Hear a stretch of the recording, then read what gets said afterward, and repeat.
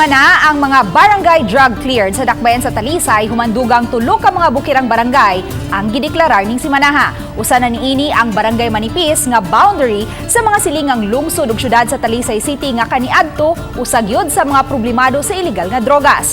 Ani ang live report ni Fem Marie Dumabok. Fem?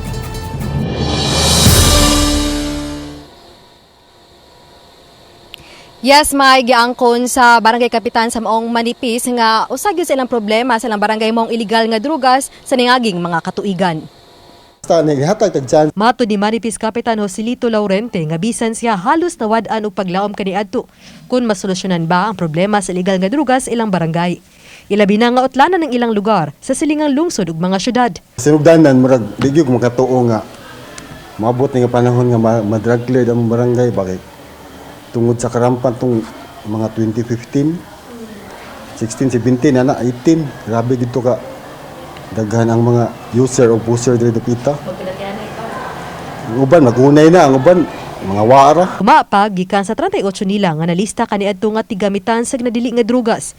Niabot gyud sa 114 ang gipaubos sa drug rehabilitation.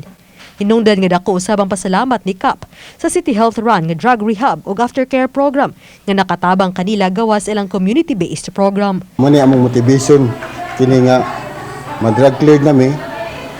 So amo pang palapdan ra among mga gimbuhaton aron lang mapadayon nga di na gyud mobalik para sa una. That is in line sa program ni Your Samsam katong 4-point approach sa atong kwan sa war on drugs sa Talisay katong relentless drug operation, rehabilitation, community involvement, and drug clearing. Laing na deklarar nga drug cleared atul sa final deliberation ning simanaha.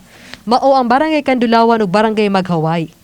Unang na deklarar nga ang barangay Tapol ug Campo 4 nga drug cleared. Matod sa hepe sa kapulisan sa dakbayan sa Talisay nga pagpamatuod kini nga nagmalabpuso ng ilang mga kahago batok sa illegal nga drugas. Apan giangkon sa hepe nga dako usab kining hagit alang kanila. More of a challenge kay atong gi-work out sa tanang barangays no, sa mga barangay captains through labi na sa atong local government nga mo work in hand sa atong PNP sa atong supply reduction. Laing gipaningkamutan sa lokal nga kagamhanan, PNP gubang ahensya sa gobyerno nga ma-drug cleared ang mga barangay sa sentro ug coastal areas. Sa ilang barangay mo nang ang atong mga barangay officials maningkamot nga mawala gyud ang problema sa illegal drugs sa ilang barangay kay atong mao gini siya ang rason nga nung daghan og nagitay gamay problema sa peace and order.